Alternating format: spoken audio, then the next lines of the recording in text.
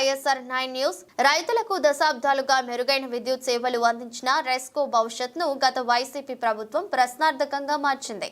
మంత్రి అచ్చెన్నాయుడు 1964 సహచార చట్టాల కింద ఈ రెస్కోలు ఏర్పడ్డాయి అధ్యక్ష. దీని ఉద్దేశం ఏంటంటే వెనుకబడినటువంటి ప్రాంతాల్లో 100% విద్యుదీకరణ చేయాలనే ఉద్దేశంతో పెట్టారు. ఉమ్మడి ఆంధ్రప్రదేశ్ రాష్ట్రంలో ఒక 6-7 ఉండే. రాష్ట్రం విడిపోయిన తర్వాత ఒక 4 ఉంటే అందులో ఇప్పుడు 3 మనకి పనిచేస్తున్నాయి.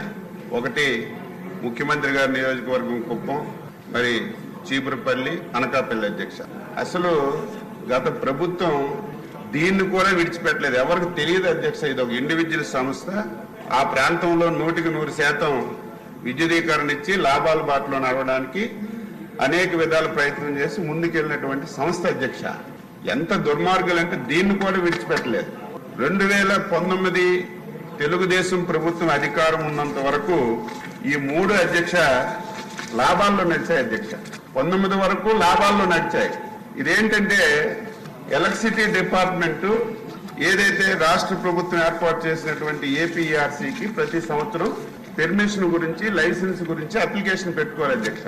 కావాలని చెప్పి అనకాపల్లి దానికి ఆలస్యం చేశారు లైసెన్స్ అప్లై చేయడానికి. ఎప్పుడైతే ఆలస్యం చేశారో ఏపీఆర్సీ వాళ్ళు ఇమీడియట్ గా దీన్ని డిపార్ట్మెంట్ లోకి మార్చేశారు. అప్పటి నుంచి సమస్య ప్రారంభమైంది అధ్యక్ష.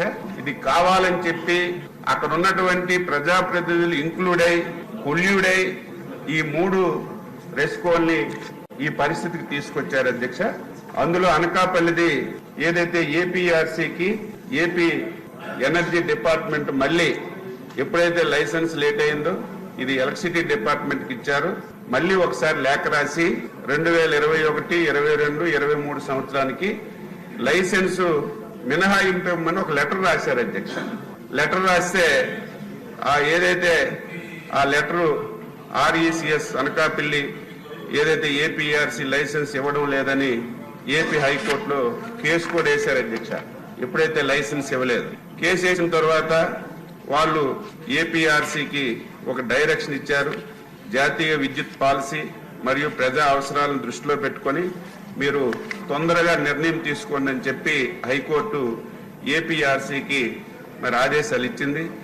ఆదేశాలు ఇస్తే మళ్ళీ ఏపీఆర్సీ కోర్టుకి వెళ్ళింది. హైకోర్టు ఈ వ్యవహారాన్ని ఒక 10 రోజులతో క్లియర్ చేయమని చెప్పి ఆదేశాలు ఇచ్చారు అధ్యక్ష.